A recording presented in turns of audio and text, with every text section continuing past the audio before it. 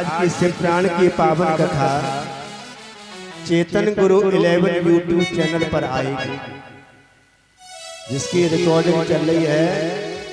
आज की प्रथम दिवस की कथा चेतन गुरु यूट्यूब चैनल पर अपने अपने मोबाइल में सर्च कर लेना, CHETANGURU11 चेतन गुरु 11 यूट्यूब चैनल हमारा, उस पर आज यहाँ की कथा उस पर आएगी। और आज केवल हमारी शकल आएगी, कल से तुम सबकी शकल उसमें आएगी, क्योंकि आज हमने कही थी उसने लगाया नहीं स्टैंड, कल से सबकी। तो आज की कथा के ही विराम देते हैं।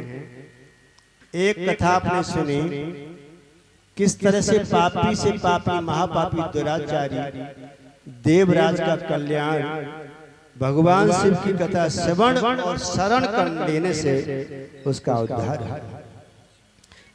एक नहीं कई प्रमाण बताए, एक से संत नहीं माने, एक नहीं और कोई है क्या? हाँ, सूजी ने और भी प्रमाण दिए। कल सुनेंगे दुराचारी ब्राह्मण कुल में जन्म लेने के बाद दुराचारी करे, उसे 1000 गुना दंड मिलता है। भाई एक तो अनजाने में कोई गलती कर ले, माने कि भाई जानकारी नहीं जाए, एक जानबूझ की करे उसको ज्यादा दंड मिलना भी चाहिए, तो जानकार। तो इसी दुराचारी ब्राह्मण कुल में जन्म लेने के बाद दुराचार किया, अपना धर्म छोड़ दिया, भक्ति भावना छोड़ दी और पापाचार किया, विदुम उसकी कथा भी आएगी, उसका भी किस तरह से उद्धार किया। एक चंचला नाम की नारी, अपनी सुंदरता बड़ा ही अभिमान था इसको, इसने भी और सदाचार मर्यादा मान को छोड़ करके दुराचार का रास्ता पकड़ा। अंत में सबसे विहीन हो गई, दुखी हो गई, बेसहारा हो गई। और किस तरह से इसका भी उद्धार जो मैया पार्वती की और बिल्कुल खास सखी बनी, इसकी भी कथा कल आप सुनेंगे। कल की पावन कथा में आप सुनेंगे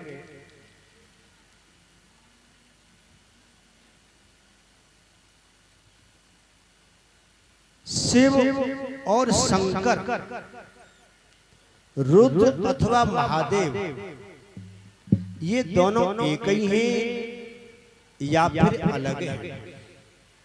शिव और शंकर तो कल बताऊंगा तुमको कि ये एक हैं या अलग हैं, या इनके नाम अलग अलग क्यों बताए गए। कल तुम्हें बताऊंगा गणेश और आदि गणेश एक ही हैं या अलग हैं। कहते हैं कि जब भगवान शंकर और मां पार्वती का विवाह हो रहा है, तो उसमें गणेश जी का पूजन किया है। जब पार्वती का विवाह ही नहीं हुआ, तो गणेश जी कहां से आ गए? भाई गणेश जी कौन है? पार्वती जी के बेटे ही तो हैं। तो जब तक ब्याह नहीं हुआ तो गणेश जी कहां से आ गए? तो ये गणेश कौन है? गणेश आदि गणेश कौन है, क्या अंतर है, आगे कल कथा हम सुनेंगे। गणेश की उत्पत्ति कैसे हुई, गणेश की उत्पत्ति कैसे हुई, कौन बताएगा? गणेश का प्राकट्य कैसे हुआ? मैल से। बताओ बताओ, मैल से ना। जय हो।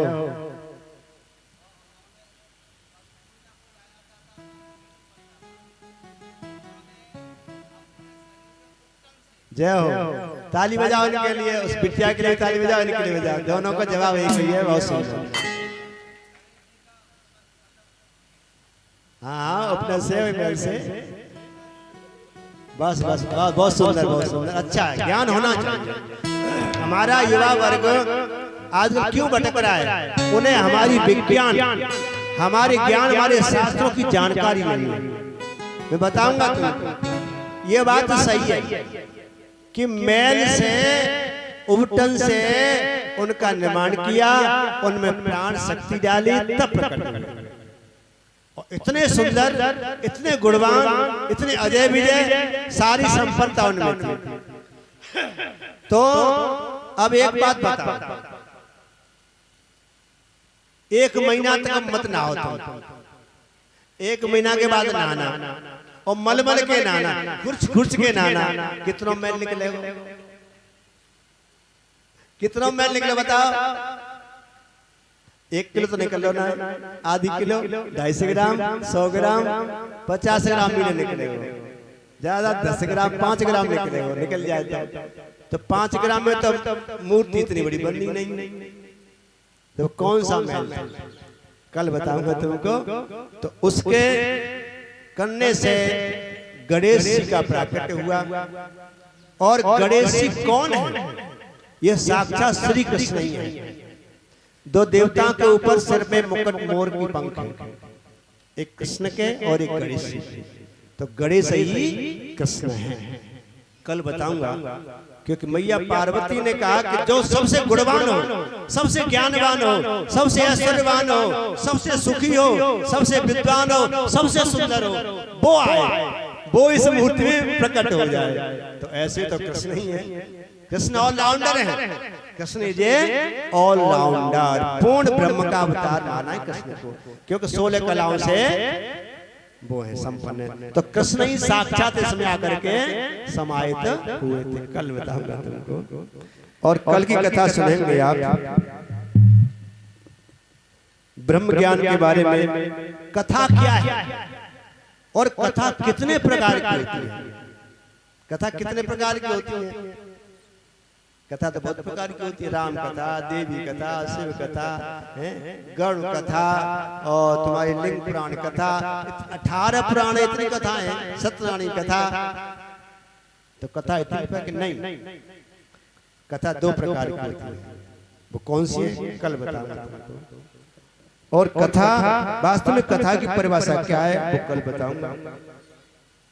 ये तो मैंने बता दिया कि कथा मंच पर बैठने वाले को व्यास क्यों कहते हैं, बताया था ना। पागल, शुरुआत में बताया था। व्यास गद्दी, इसको व्यास गद्दी कहते हैं। चाहे राम कथा कहे कोई, चाहे देवी कथा कहे, चाहे शिव कथा कहे, लेकिन कहने वाले को व्यास कहा जाता है। और इस मंच को व्यास गद्दी ही कही जाती है। क्यों कही जाती है? क्योंकि राम कथा व्यास जी ने नहीं लिखी। तो इसको क्यों कहते हैं ये कल बताऊंगा। नारद जी ने कामदेव को कैसे परास्त किया, क्यों, कैसे कर दिया, जिस कामदेव को कोई परास्त नहीं कर सका। तो नारद जी की क्या औकात है? तो नारद जी ने कैसे कर लिए कामदेव परास्त? ये गूढ़ कथा कल होगी। लोग यही जानते हैं कि वहां तपस्या करी, कामदेव आया और उनकी समाधि नहीं खुला पाया, तो इसलिए वो कामदेव परास्त क्या नहीं। परास्त कर सके तो क्यों कर सके, क्या कारण था? कल कथा में सुनेंगे। ये शिवलिंग क्या है, ये क्यों प्रकट हुआ? वास्तविकता में शिवलिंग को पूजना चाहिए नहीं, शिवलिंग पर चढ़ा हुआ प्रसाद खाना चाहिए या नहीं, नारी को उनको मलमल की स्नान कराना चाहिए कि नहीं, घर में शिवलिंग रखनी चाहिए कि नहीं, शिवलिंग पर तुलसी दल, तुलसी पत्र चढ़ाएं कि नहीं, ये सारी बातें कल बताऊंगा। बहुत से लोग कहते हैं कि शिव जी पर, शिवलिंग पर तुलसी पत्र नहीं चढ़ते, चढ़ते मैं बताऊंगा कल तुमको। ये सिर्फ पुराण से, और ये क्यों प्रकट हुआ और वास्तव में ये क्या है?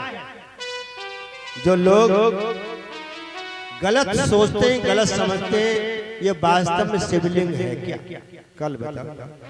ये जल इस धरती पर 70% जल है, 70% जल ही जल है।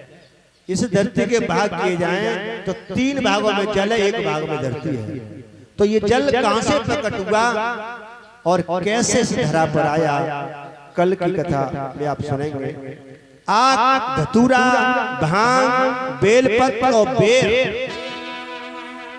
और लाल और सफेद चंदन तथा पीला चंदन जो आज हम यूज करते हैं, ये चंदन नहीं यहाँ लगाते हैं, जो हम लगाए चंदन नहीं है, ये मिट्टी है। ये मिट्टी में पीला रंग मिला हुआ है। ये चंदन तो शुद्ध वो होता है जो घिस के लगाया जाता है। तो शिव को कौन सा चंदन प्रिय है, लाल वाला, पीला वाला या सफेद वाला? ये कहां से प्रकट हुआ और कौन सा चंदन किस देवता को लगाना चाहिए, कल की कथा में तुम सुनेंगे। शिवलिंग के बारे में बताऊंगा। भगवान विष्णु को सत्यनारायण क्यों कहते हैं? अभी तक सुना तुमने किसी से? सत्यनारायण कथा तो सुन ली होगी, सत्यनारायण की कथा तो करवाई ली होगी, हमने भी बहुत करी है, करते हैं। लेकिन ये नहीं सुना कि सत्यनारायण नाम से कब से नाम चला, क्यों नाम पड़ा सत्यनारायण? भाई सत्यनारायण क्यों नाम पड़ा? नाम तो असली नारायण है, विष्णु है, लेकिन सत्य क्यों लगाया इनके पीछे और ये नाम किसने दिया? कल की कथा में आप सुनेंगे। ब्रह्मा जी के 5 सिर थे, 5, अब 4 हैं, 4 मुख हैं, तो 5वां सिर कहां गया, क्यों कटा? प्रथम बार शिवलिंग पर जल किसने चढ़ाया? सबसे पहले जल चढ़ाने की परंपरा कहां से शुरू हुई और जल कैसे चढ़ाना चाहिए, कल बताऊंगा तुमको। कावड़ चढ़ाने का क्रम कब से चला? अभी तक ये तुमने अनेकों कथाएं सुनी, लेकिन ये चीज अभी नहीं सुनी होगी तुमने, ठीक है? तो कावड़ चढ़ाने का क्रम कहां से चला? आजकल कावड़ बहुत चढ़ती हैं, तो कब ये कावड़ चढ़ाने का, महाशिवरात्रि को लोग चढ़ाते हैं, तो कब से इनका आरंभ हुआ, कल की कथा में आप सुनेंगे। महाशिवरात्रि और शिवरात्रि, एक महाशिवरात्रि तो शिवरात्रि होती है, हर महीने शिवरात्रि आती है, तो इनमें क्या अंतर है? बेर और बेल पत्र को उल्टा ही क्यों चढ़ाया जाता है शिव पर, ये बताऊंगा। शिवलिंग पर चढ़ा निर्मल ग्रहण किसको करना चाहिए, किसको नहीं करना चाहिए, करना चाहिए तो कैसे करना चाहिए? हर एक शिव पर चढ़े हुए प्रसाद को पा नहीं सकता, अगर पाना है तो कैसे पाना है मैं बताऊंगा। और शिवलिंग कितने प्रकार के हैं, कैसे? एक शिवलिंग में सभी देवी देवताओं की पूजा कैसे कर सकते हैं आप? राम के आप उपासक हैं, राम की प्रतिमा मूर्ति नहीं है और शिवलिंग है, तो अपने राम की पूजा शिवलिंग में कैसे कर सकते हैं? कृष्ण की, किसी भी देवी देवता की उसमें पूजा आप कर सकते हैं, तो कैसे कर सकते हैं, ये आगे वाली कथा आप सुनेंगे। शिवलिंग कितने प्रकार के होते हैं वो आप सुनेंगे। शिवलिंग पर जल क्यों चढ़ाया जाता है ये भी आप सुनेंगे। ये किसके श्राप से चढ़ाया जाता है? श्राप के कारण। तो और शिव अभिषेक और पूजा कैसे करनी चाहिए ये भी कल आपको समझाऊंगा। शिव जी का गंगा जी से क्या नाता है? गंगा जी से क्या नाता है शिव जी का? गंगा जी को सिर पर क्यों धारण किया है? गंगा जी ने तपस्या करी शिव को पति के रूप में पाने के लिए, लेकिन वो नहीं पा सके। क्यों नहीं पा सके? तो ये कल मानस पत्नी दुर्वासा ऋषि का श्राप क्यों लगा ये आपको, जो केला बनी है, केला केला पूजा करते हैं, ये कौन है इसको बताऊंगा। शिव जी के मस्तक पर ये चंद्रमा क्यों विराजमान है? चंद्रमा की उत्पत्ति कहां से हुई बताओ? चंदा को मामा कहते हैं ना, कहते चंदा मामा। तो चंदा मामा क्यों कहते हैं? पता है नहीं पता? किसको पता है भाई? चंदा मामा क्यों कहते हैं? चंदा भैया क्यों नहीं कहते? चंदा चाचा क्यों नहीं कहते? मामा क्यों कहते हैं? तो कल बताऊंगा चंदा मामा चंद्रमा क्यों विराजमान है। भगवान सूरज विराजमान हो जाते हैं और लेकिन चंदा ही क्यों विराजमान है? अर्धचंद्र बोल, अर्धचंद्र क्षीर चंद्र अशुभ है, पूर्ण चंद्र शुभ होता है। घटता हुआ चंद्रमा अशुभ है भाई। कोई की आमदनी घटे, का कोई ऐश्वर्य घटे, का कोई पैसा घटे, गलत ही तो है। बड़े अच्छा है, तो घटता हुआ चंद्रमा शुभ शिव के सिर पर क्यों है? तो भादों की चतुर्थी, भादों की चौथ को चंद्रमा देख लेते हैं तो फिर दोष लग जाता है, लगता है ना भाई, बिना करे का कोई पाप लग जाता है, दोष लग जाता है, कलंक लग जाता है। भादों की चौथ को चंद्रमा का देख ले तो, अगर देख भी ले भादों के महीना में तो फिर वो दोष कैसे? भगवान कन्हैया को दोष लगाता। भादों की चौथ को चंद्रमा देख ले तो बिना करे को कलंक लग गयो, समंतक मणि चोरी करने का कलंक, सत्यभामा को भैया को मारने का कलंक लग गया था, मारा नहीं था तो ये इतना बड़ा कलंक है। तो ये कलंक से कैसे छुटकारा मिले ये कल की कथा में सुनेंगे। और ये कलश पर नारियल रखते हैं, ये क्या है, क्यों रखा जाता है बताऊंगा। और जो गणेश जी के धड़ पर सिर लगाया हाथी का, वो हाथी कौन था और उस हाथी का धड़ कहां चला गया, उसके बारे में कल आप सुनेंगे। चंद्रमा को एक रोग है, कुरूप हो गए, चंद्रमा से सुंदर कोई नहीं है। चंद्रमा सुंदर है इसीलिए कृष्ण के पीछे चंद्र लगाया है, क्योंकि कृष्ण और चंद्रमा दोनों ही सुंदर हैं, इतने सुंदर हैं कि दक्ष की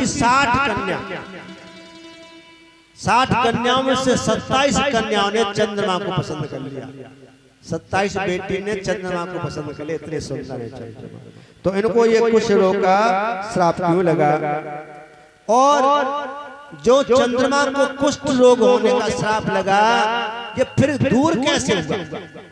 कौन सी पूजा की, कौन सी सेलों पे गए तो ये, और पूजा कैसे करें, व्रत कैसे करें, उपवास कैसे करें, व्रत कब करना चाहिए उसका फल हमको मिले, क्योंकि व्रत करते आ रहे हैं, पता नहीं कब उसको उठाना चाहिए, कब करना चाहिए। तो ये कल की कथा में आप सुनोगे बहुत सारी बातें। आपकी कोई कामना है वो पूर्ण कैसे हो, बड़ी से बड़ी कामना ऐसे पूर्ण, हर समस्या का हल श्रेष्ठ नारियल हम रखवाएंगे। तो ये सारी कथाएं और बहुत सारी कथाएं हैं, रुद्राक्ष का महत्व है, बहुत सारी चीजें कल आप श्रवण करेंगे। और आज के लिए इतना ही, सभी लोग आए, ज्यादा से ज्यादा आए और अब आरती करेंगे सभी लोग, ठीक है ना? 5 बजने वाले हैं, कल 4 बजे लास्ट होंगे, लेकिन तुम गलती करते हो, तुम 2 बजे निकलते हो, तो जल्दी आ जाओ, ठीक है ना? 12 बजे आ जाओ तो 1 बजे से कथा सुबह 4 हो जाएगी। चलो अब आरती कर लो, और आरती के बाद फिर प्रसाद लेके, और मेरी जहाँ तक आवाज जा रही है सब लोग आओ, सबकी कथा, ये व्यक्तिगत किसी की कथा नहीं, कोई समझे कि नारायण की कथा है, विपिन की कथा है, ऐसा कुछ नहीं है, सबकी कथा है। ये जहाँ के बस्ती है सबकी कथा है, और सबको बराबर अधिकार है, सब लोग इसमें आइए और भाग। हवन में भी, हवन पूजन में भी सब लोग भाग ले सकते हैं, यही नहीं कि कलश वाली आए, कोई भी हवन में आ सकता है। सवेरे हवन कराते हैं, विशेष से मंत्रों से कराते हैं, से पूजा। चलो आज के लिए इतने काफी, सब लोग आओ, सब लोग सहयोग करें।